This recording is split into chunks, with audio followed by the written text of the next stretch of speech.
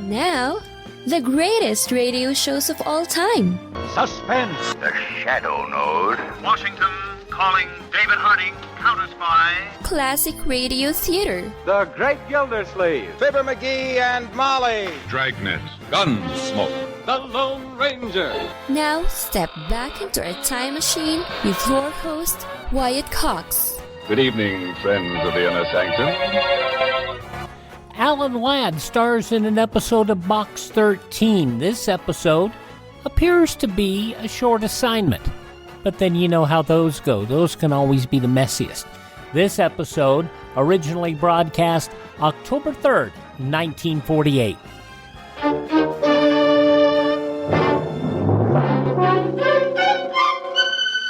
Box 13, with the star of Paramount Pictures, Alan Ladd, as Dan Holliday.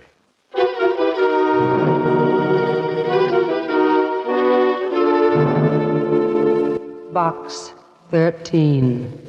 Box 13. Box 13. Box 13. He looked deeply into her eyes, which reflected his mood like twin lakes of azure blue. Azure blue. Why does a woman always have to have azure eyes? Why couldn't they be fire engine red? As his muscular arms tightened around her fragile... Susie. Oh, Mr. Holliday, I'm not fragile, but I'm sure scared. Somebody's been following me. With those legs? Why not? I was petrified, afraid to look back even. His footsteps kept going click, cluck, click, cluck, real sinister-like. Oh, I bet that's him now. Mr. Click-Cluck? Oh, Mr. Holliday, he followed me all the way from Box 13.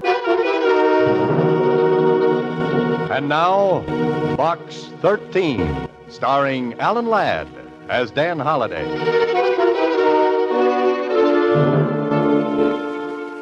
Well, this is a brand new twist.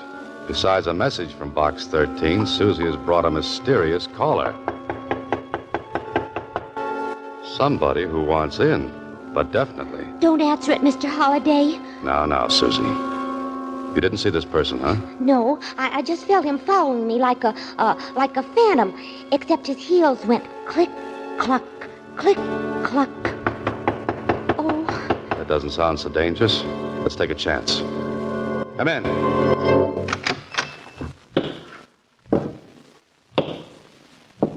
Oh. Silly me. I ought to be ashamed for being such a fraidy cat. Look who it is. Well, Susie, who is it? I don't know. Who are you, mister? My name is George Flit. I'm a detective. And you're Dan Holliday, the writer. It's on the door. A detective, huh? Why, he isn't any bigger than me. But I have nerves of steel and the heart of a lion. Oh, I see. And what brings you here, Mr. Flit? Well... Boo! Nerves of steel. Heart of a lion. That was no fair, girlie. You took me by surprise. Susie. Now, Mr. Flit. Why don't you open the envelope I put in Box 13? Here it is, Mr. Holliday. Oh, thanks. Open it. I'm all gooselumps. Okay. Well, what do you know? Why, there's nothing written on the paper. How about that, Flit? See how clever I am? I put that envelope in Box 13 as bait. As bait? Yes, I knew it would lead me to the person who put the ad in the Star Times. Adventure wanted. Will go any place and do anything. Very clever, Mr. Flit. Oh, what made your footsteps go click, cluck, click, cluck? Oh, that. I lost the metal cleat off of one of my heels. Oh. Well, now that you've discovered me, Mr. Flit, what? Mr. Holliday, I'd say you're just the man for the job. Job? Something exciting, you hope, huh, Mr. Holliday? I'd handle it myself, only I'm so tiny. Besides, I've done mostly divorce work. Just the right height for keyholes. But about the job. Well, I'm coming to that. Mr. Gilbert Bolton sent me $50 just to attend the party tonight. $50? I should have been a detective. Oh, you can be. I'll split with you if you'll go to the affair in my place as me. Forget the money. What's the catch? Oh, there's really no catch. Only thing Mr. Bolton said, what there might be a little, bloodshed.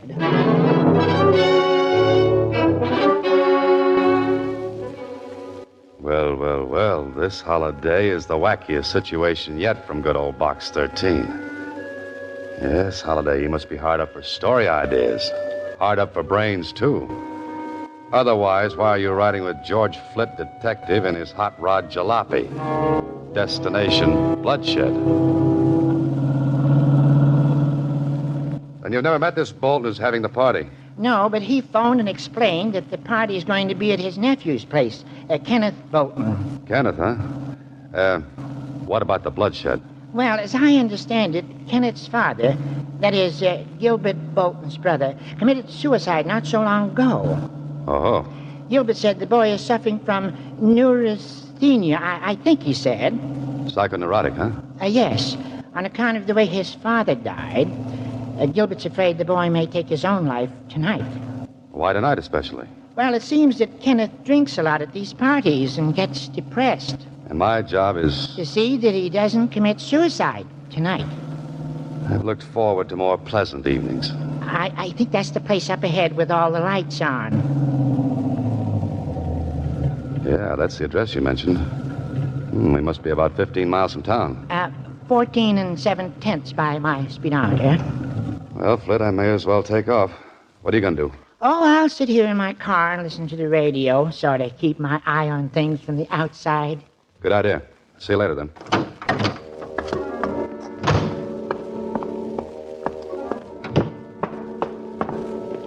Here we go again, Holiday. Oops, the name's George Flit, detective. Remember? Beyond this door, who knows? But it's a beautiful house, a beautiful night, and a beautiful girl. Good evening. Oh, good evening. I'm looking for Mr. Gilbert Bolton. Won't you come in? And you are? George Flit. You say you are George Flit? That's right. I'm Rita Martin. How do you do?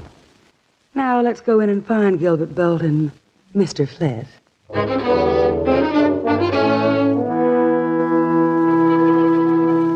Oh, Holiday, here's a jungle cat. A vampire right up to Terry and the Pirates. That jet black hair, those heavy-lidded eyes, that glistening crimson mouth. And something else. Yes, heavy, cloying, sensuous. A perfume such as you've never known before. That's something to remember this Rita Martin by. Mm-hmm. Oh, there you are. Oh, Gilbert. Yes, Rita. Gilbert Bolton. This is George Flit. George. How do you do, Mr. Flit? Mr. Bolton? If you'll excuse me, gentlemen, I'll see you all a bit later. So, you're George Flit, the detective. Yes, that's right. Your voice seemed, well, different over the phone. Well, you know detectives. Many disguises, many voices. Got to keep them confused, you know. Somehow I pictured you differently. Oh? Well, no matter. You know why you're here. Yes, to keep my eye on your nephew, Kenneth Bolton. More than that, to keep him from killing himself. The way this man looks at you, Holiday. So cool, so calculating. With piercing eyes that thud against the back of your skull. He could be one of two men. A man of distinction or a man of extinction. Okay, Mr. Bolton, I'll keep your nephew alive. That's your job. But what makes you think the boy wants to commit suicide? Well, since his father, my brother, took his life, Kenneth has been extremely upset. It's only natural, Mr. Bolton. I know, but I've heard Kenneth threaten suicide, and it's got me worried. Anyone else heard him? Yes, Miss Martin. Anyone else? What do you mean, anyone else? I just wondered if anyone else had heard him make these threats. I really wouldn't know. It's enough that Rita and I know about it. How does Rita figure in this picture? Aren't you being a bit presumptuous, Mr. Flit? A detective likes to know these things. Miss Martin is an old friend of the family. Oh, there's Kenneth now. I'll bring him over. Just as Gilbert Bolton passed me, there was something familiar about him. What was it? Who was it? Come on, think, Holliday. It may be an important clue. But here they come. The man of extinction and a typical boy from Princeton or Yale or Harvard. George Flit, my nephew, Kenneth Bolton. Glad to meet you. How do you do? Enjoying yourself, Mr. Flit? Very much. How about you? Oh, so-so. These parties get to be a bore, you know. Kenneth hasn't been quite himself since the tragedy. Must you always bring that up, Uncle? But you know you've been terribly upset, Kenneth. So I've been upset. Why talk about it? Oh, Mr. Flit, Yes? will you come with me for a moment? Oh, I sure. It's so close in here that I thought a breath of air. It suits me. In the garden. The garden it is.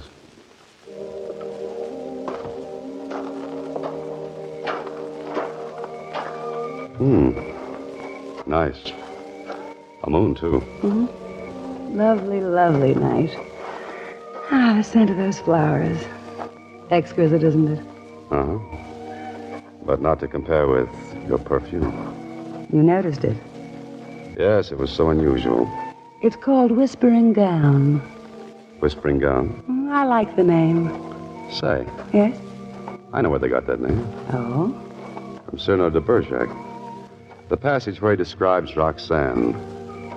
Across my life, one whispering silken gown. That was lovely. You're quite literary, aren't you, Mr. Flit? Well, yes and no. Just what do you do? Gilbert Bolton didn't tell you. No. No, but let's sit on this bench and you tell me all about yourself. As you come close to her, you get another whiff of... And suddenly you've got it. That's what bothered you about Gilbert Bolton. Her perfume rubbed off on him. It is an old friend of the family. She's young and a close friend of Gilbert Bolton's. She's brought you out here for a reason. Well, aren't you going to sit down? Oh, I sure, but just a minute. I want to borrow some cigarettes. I've got plenty of cigarettes. I'll be right back. Something about this whole setup is as phony as a China egg. And as the crooks in your story say, better case a joint before you go inside. There. There's a window. Just pull the bushes back. Let's take a gander. Well, everything looks on the up and up. Kenneth with a drink on the table beside him, and there's his uncle coming up. He set another full drink right beside Kenneth. Hey, what else is he doing? You'd better get in there, Holiday, and fast.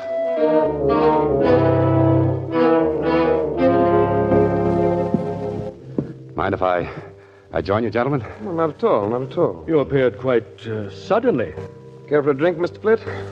Here, I haven't touched this one. No, let me fix Mr. Flit a fresh drink. I think I'll just have one of these hors d'oeuvres. Hey, watch it, my drink. Oh, I'm sorry. Flit, you awkward idiot.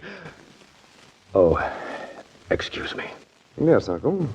Accidents will happen. I didn't really feel like another drink. It was your idea, remember? Well, Mr. Flit, were you able to borrow some cigarettes? I was ambushed by hors d'oeuvres. Glad you're here, Rita. I have a proposal to make. Yes? What say we all run up to my penthouse for a while? Oh, sounds good. What do you say, Mr. Flit? Fine. I think a change of scenery would be nice. You'll enjoy the view overlooking Green Hill Park from the penthouse, Mr. Flit. Oh, good. What's the address? Tell you what, Mr. Flit. Rita, Kenneth, and myself will go ahead in my car. Then you can follow us in yours. Well, maybe I'd better go with Mr. Flit to keep him company. No, I'd like you with me, Kenneth. There's something I want to discuss with you. Important. Well, perhaps I should have the address in case I lose you. That won't be necessary. Just follow me.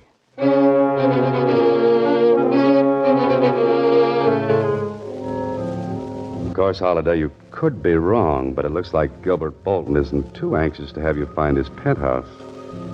But you're a suspicious lad, Holiday. You've created so many diabolical characters for so many fiendish plots. Maybe you've become a little touched. The time's a wasting, Holiday. Get to a phone. There it is, end of the hallway. Now, if Mac's on duty in the morgue of the Star-Times, we'll ask a few questions. Star-Times reference room. Hello, Mac. This is Dan Holiday. Ah, Danny, what can I do you for? Say, you got anything on the Bolton suicide? Just filed those clips away yesterday. And even if this is a clips joint, I won't charge you a penny. Clips joint. You get it, Dan? Yeah, I get it.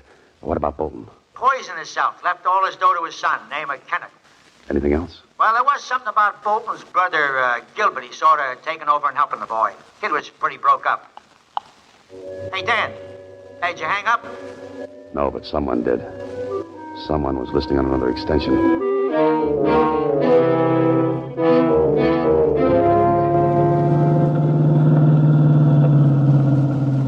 Hey, this is the fastest hot rod I've ever driven. We're keeping right up with the Bolton. And he's doing 70. Wait until you shift into high gear. Where are we going? To a penthouse, I hope. Gilbert Bolton's. What happened at the party?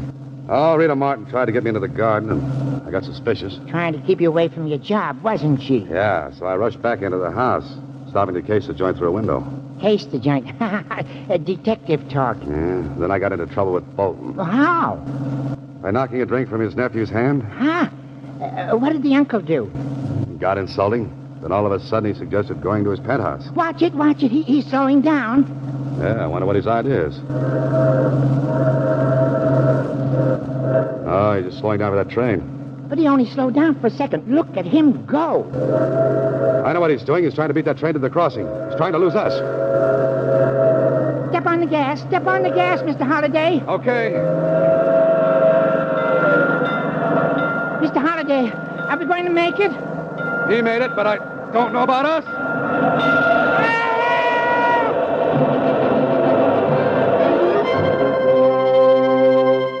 You are listening to Box 13, starring Alan Ladd as Dan Holliday.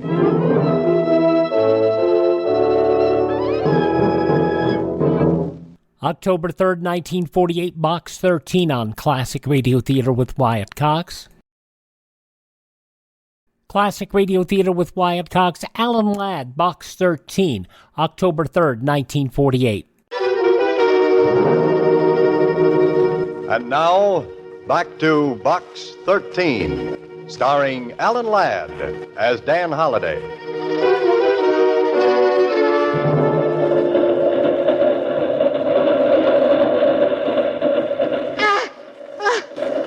Next time I want such a close shave, I'll see my barber. Yeah, me too. Gosh, Mr. Holliday, I thought I could handle this hot rod, but the way you whipped her off the road just short of those tracks, Not a scratch on her. Lucky us. That train must be a mile long. By the time it passes, Bolton can be in Alaska. What's the address of his penthouse? You're asking me. All I know is it overlooks Green Hill Park. Our next stop.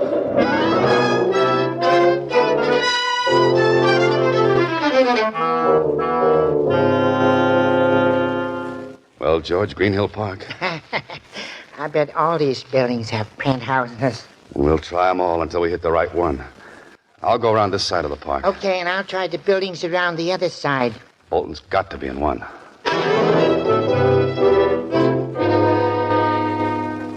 Do you have a Mr. Bolton in your penthouse? No one here by that name. A Bolton in the penthouse? No, but we have a Botsford in the basement. Why, yes, Mr. Gilbert Bolton came in a short time ago. Hello? No, with a lady and gentleman. Want to go up? Please.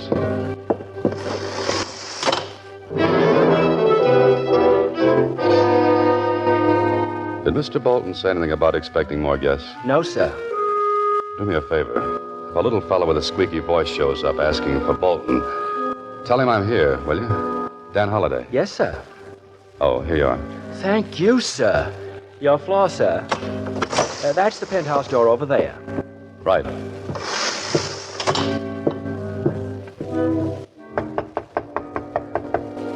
I've got a sneaking hunch I won't be welcome. Flit, how did you get up here? You didn't expect me? Yes, of course, but you've earned your money. You can go home now. I'm sorry, Miss Martin, but Mr. Bolton hired me. It's up to him to fire me. But he's not here. He and Kenneth both went out. May I come in and wait? No. Goodbye. Now what? Now, what does the intrepid hero of my stories do? He looks for another door. Like that one. He tries it. It's open. It leads into a hallway. And there's yet another door. The service entrance to Bolton's penthouse. And 10 to 1, it's locked, bolted, and barred. Maybe even nailed shut. October 3rd, 1948, Box 13 on Classic Radio Theater with Wyatt Cox.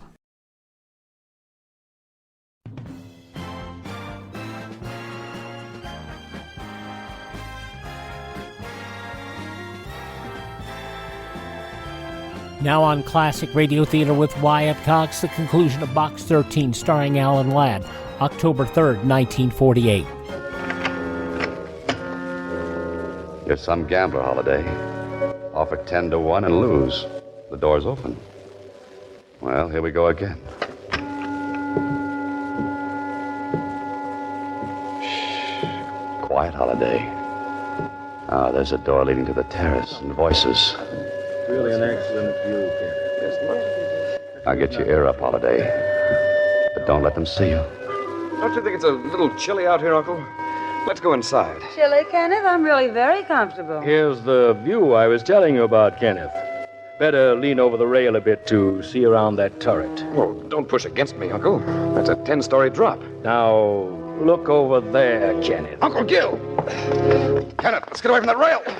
Oh, Flit, you don't have to throw me back. Better than having your uncle throw you forward. What's the meaning of this outrage, How Flit? did you get in here anyway? I'm going to call the police. Fine, and save me the trouble. Look, Kenneth, I was hired to keep you from committing suicide. Suicide? Who, me? Yeah, but instead I'm keeping you from being murdered. Feel in your coat pocket. Ignore him, Kenneth. He doesn't know what he's talking about. A bottle. It's marked poison. Yeah, I saw your uncle plant it in your pocket through the garden window. He wanted to make it look like you poisoned that drink I knocked from your hand. Stop right there, Holiday. This isn't a cap pistol. You too, Kenneth. Don't move. Oh, you must be crazy, Uncle Gil. And you knew I was Dan Holiday all along, huh? Of course. I've seen your picture in the book review pages. And I caught you a telephone conversation with the Star-Times on the extension. You get around. I can't believe this. You, my uncle. What's the play now, Bolton? Well, first I walk over to Kenneth and knock him out with his gun. No, don't move, Holiday. I've still got you covered. Oh? And now that you've knocked out your nephew, what's your next move? Mr. Holiday, before I heave him over the rail to make it look like suicide, I'm going to shoot you. Oh, fine. Then I'll wipe my fingerprints off this gun and press my nephew's hand around the butt. His fingerprints on the gun will prove he shot me, huh? But what about a motive? Very simple. You tried to stop him from jumping off the terrace. And you're supposed to invent plots, Mr. Holliday. But they'll trace the gun to you, Bolton. Oh, no. It's Kenneth's gun. I took it from his room. And you wanted a detective on hand to throw off suspicion. Yes, Mr. Holliday. Who'd suspect Gilbert of murder when he'd hired a detective to protect Kenneth? But why? Why do you want to kill your nephew? Let's say I borrowed quite a large sum I can't make good. Oh, embezzlement, huh? And you need Kenneth's inheritance to keep out of jail. Wouldn't he lend you the money? Not the amount we need. We? Obviously. So we're taking it all. Clever, eh, Holiday? You're killing me. You're so right. Get rid of whoever it is, Rita.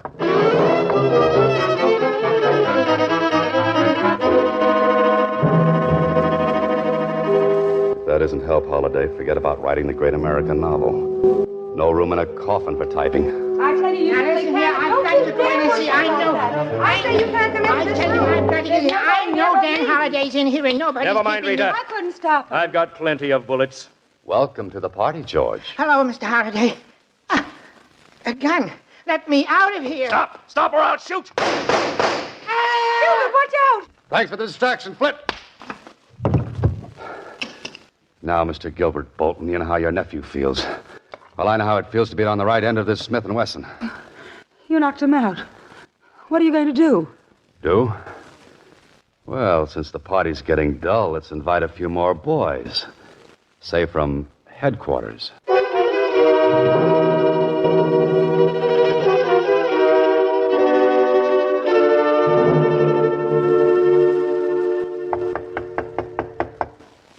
Come in.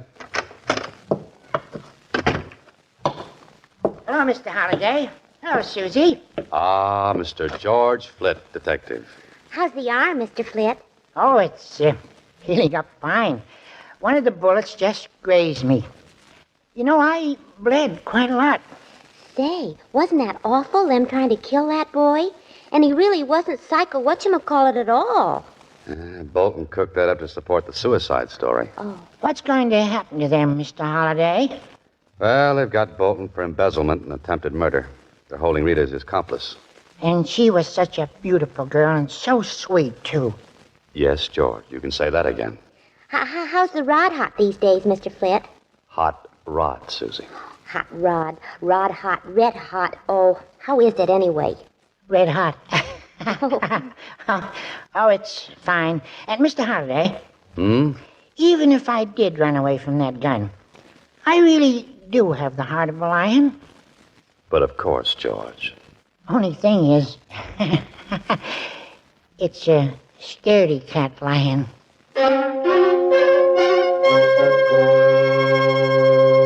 Next week, same time, Alan Ladd stars as Dan Holliday in Box 13.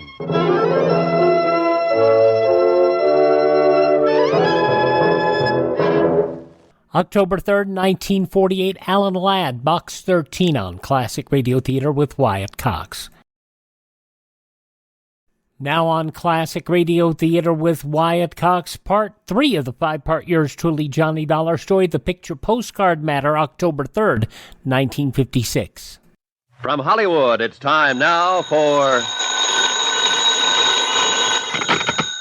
Johnny Dollar. This is Otto, the innkeeper. I have a telephone call for you from Police Inspector Honecker in Zurich. I will put him on. Go ahead. Hi, Inspector. Any line on Sebastian's killer? Not yet, Herr Dollar. That also means no line on the stolen diamonds, huh? I do not know. You recall the picture postcard Sebastian gave you before his death? The picture of the Kleibach Inn? Sure. He said it was part of a key to the location of the diamonds. That's why I came up here to the inn. But I haven't found any sign of them. We have been watching Sebastian's apartment. This morning, the second part of the key arrived in his mailbox. Another postcard? Yes. I am sending it on to you. See what you can make of it. Looks like we're in the middle of a game of some kind. Have you been able to locate the missing murder suspect, Ilse Schaefer? I've not only located her, in 5 minutes I'm going skiing with her. What? Herr Dollar, do you think that is wise for you? It's one way of finding out if she ties in. I just hope it doesn't turn out to be the hard way.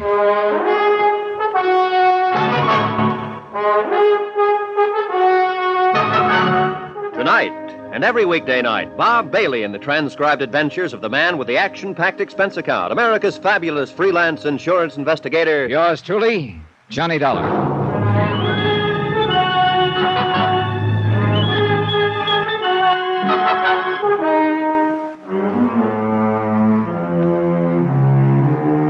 Expense account submitted by Special Investigator Johnny Dollar to the Home Office Global Casualty in Hartford, Connecticut. Assignment, The Picture Postcard Matter. Location, Kleibach, Switzerland. Expense account continued. Item 7, $3 American, rental on ski equipment. Ilse Schaefer told me she'd come to Kleibach to go skiing, and I wanted to make sure that was her reason. There'd been too many coincidences about her to suit me. First, the way she'd popped into my cab in Zurich, then popped out 2 blocks later, leaving her purse behind. Right after that, I'd been jumped by a strong arm who was sure Ilse had passed the stolen diamonds to me. And now she turns up suddenly at the Kleibach Inn. I spotted her waiting for me at the ski lift. Come on, Johnny, you're late. In her skiing outfit, she could have passed for Miss Switzerland. But one nasty little thought kept coming into my brain, kept marring the picture. She could also be Sebastian's killer. We rode the lift up to the top, then took off along the ridges. She skied like she was born to it. Easy, smooth, and gracefully. It had been 4 years since I'd last been on skis, and as I struggled to keep up with her, I must have looked like a rusty snowplow. We worked our way out on the crest of one of the ridges. Let's stop here a moment. Well, that suits me fine. You winded? This is not exactly sea level. You'll get used to it. You see, I really can ski, Johnny. Oh, that's an understatement. Do you have a cigarette? Yeah, sure. Here. Thanks. Isn't it beautiful up here, Johnny? Yeah. You see that little dot way down there? That is the inn. A long way down. That's what I like about skiing. Everything is so remote, so far below. When you're up here, all that down there, it just doesn't exist anymore. It's always there when you get back, though. You are too practical, Johnny. But you know, it's fun being with you. Thanks. I still can't get over it. What? Well, the coincidence that I should share your cab in Zurich and then run into you again at the Kleibach Inn. But I am glad. Aren't you? Can't say that I... Johnny! Must have come from that other ridge behind the rocks. Closer. We're sitting ducks on this ridge. Quick! Down the left side of it. There is a shortcut. Let's go. Keep low, Elsa. Who could be shooting at us? We'll figure that out when we get out of range. He's still right with us. We'll be out of sight in a moment. Could be a moment too late. There. We are past the shoulder. Yeah. Slope's pretty steep here. This is the quickest way. The shoulder of the ridge will keep us out of sight. Maybe. What do you mean? We get going much faster and we're going to take off. Hey, ahead of us, a cliff. Johnny, stop! What do you think I'm trying to do? Johnny, watch out! Johnny! Oh, brother. Johnny. 4 feet more and I'd... Thank heaven. This was a real great route you picked, Ilsa. Oh, I can't tell you how sorry I am. Sorry I didn't go over the edge. Oh, of course not. I mean, I'm sorry that in the excitement, I forgot about the avalanche. Avalanche? Yes, several months ago. It took away part of the slope and left this sheer drop. Forgot about it, huh? Well, I just told you I did. I noticed you didn't have much trouble stopping in time. But I was behind you. Oh, yeah, that's just where you were, behind me. What are you trying to say, Johnny? Just that this is one coincidence too many, Ilsa. We just happened to stop on the top of the ridge, right where I make a grade A target. Then you just happen to forget there's a sheer drop on this shortcut you got me to take. But I explained Come on, we're that... going back to the inn.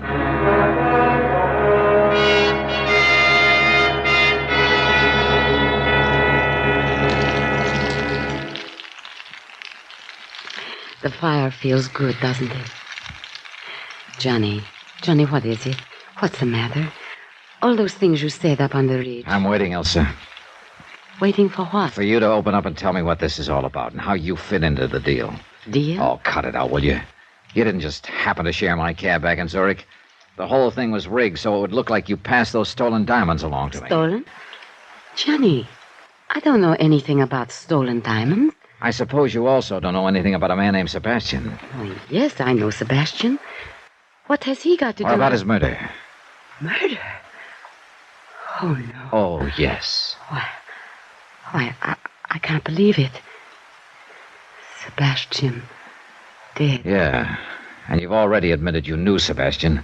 Now let's have the rest of the story straight. Oh, well, Sebastian was a friend of mine. Friend? Nothing more. He had asked me to share your cab at the airport and to leave my purse in it. Why did he want you to do that?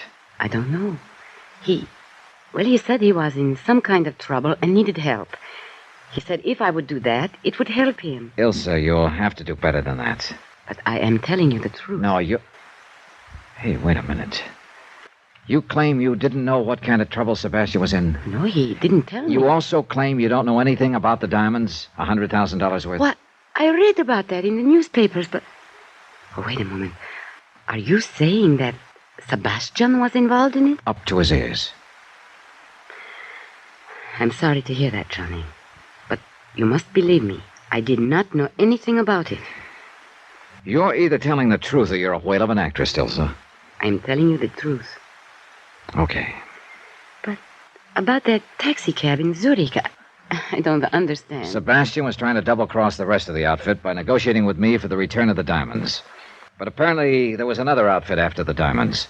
He wanted to make it look to them like he'd passed the diamonds along to take the heat off. You said A man attacked you after I had left your cab. Yeah. He obviously thought you'd slip me the diamonds. Oh. So Sebastian was setting me up as a patsy on the one hand and negotiating with me on the other. Who could have killed him? Good question. Could be the outfit trying to grab the stones. Or Sebastian's own crowd found out he was trying to sell them out. And the person who shot at us up on the Same ridge? two possibilities. Which reminds me, you still haven't explained how you happened to come up here to the Kleibach Inn. Oh. Well, Sebastian told me he had unfinished business in Zurich, and he would meet me here in a few days, and we would go skiing. I see. Tell me, did you know any of Sebastian's friends? One or two, slightly. Was one of them big and powerful, thick features, almost bald? No. Why? Well, he's the one who jumped me in the hotel lobby after my cab ride with you. Oh, no. I am certain I would remember him the way you describe him. Oh, there was a man Sebastian spent a great deal of time with, but he was short and stocky with very thick neck. Well, that fits the description of one of the men in the robbery at the Zurich airport. Do you know his name?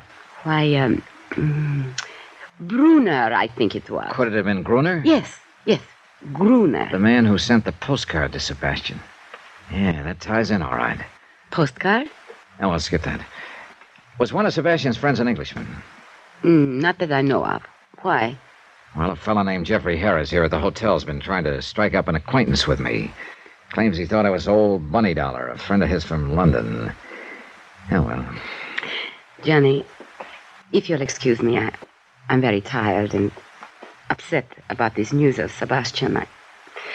I think I'll go to my room. Yeah, okay, Elsa. If there's anything more I can do Don't to help worry. you. I'll let you know. All right, I'll see you later. Herr Dollar? Oh, Otto. Did you enjoy your skiing? Well, let's say it was real interesting. Got a question for you, Otto. Huh? As a man of experience, how do you tell if a woman is lying? Okay, Herr Dollar. As an innkeeper, I learned long ago that one listens to a woman, agrees with her, smiles politely, keeps his eyes open, and believes what he wishes about her. Yeah, well, I guess that's as good advice as any. Herr Dollar, this letter arrived for you from Zurich by special messenger while you were... Oh, yeah, I was expecting it. Thanks, Otto. One more thing. Yeah? Did anybody else go skiing this morning? From the inn? No. I see. But the Englishman... Jeffrey Harris? What about him? He likes to climb the rocks. He went out for a while. Climbing rocks, huh? Thanks a lot. Yeah. Jeffrey Harris could be my boy, all right. But at the moment, I was more interested in the contents of the envelope Police Inspector Honegger had sent me from Zurich. I tore it open and examined the postcard inside.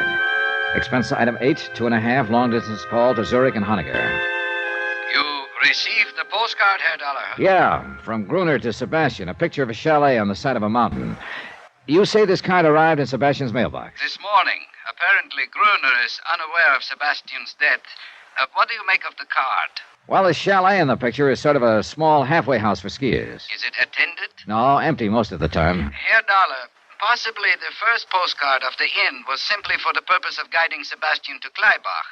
The second is perhaps a picture of the actual location of the diamonds. That's what I'm going up there to find out. The trail up the mountain started in back of the inn. I worked my way up the ridge slowly, keeping an eye on every clump of rock, just in case my friend with the rifle was still on the prowl. Near the crest, I stopped for breath.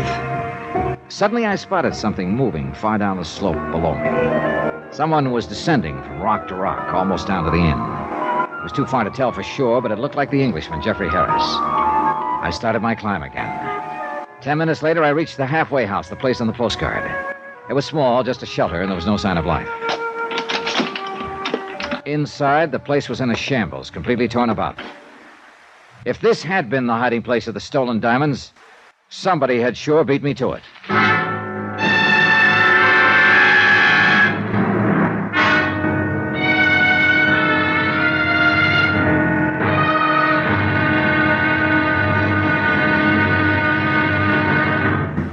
Now, here's our star to tell you about tomorrow's episode of this week's story. Tomorrow, a third part of the key turns up in the form of a corpse.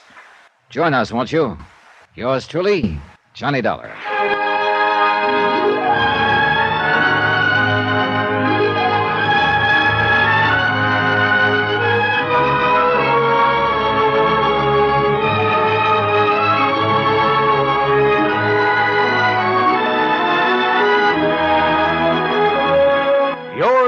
Truly, Johnny Dollar, starring Bob Bailey, is transcribed in Hollywood. Written by Robert Reif, it is produced and directed by Jack Johnstone. Be sure to join us tomorrow night, same time and station, for the next exciting episode of Yours Truly, Johnny Dollar. Roy Rowan speaking.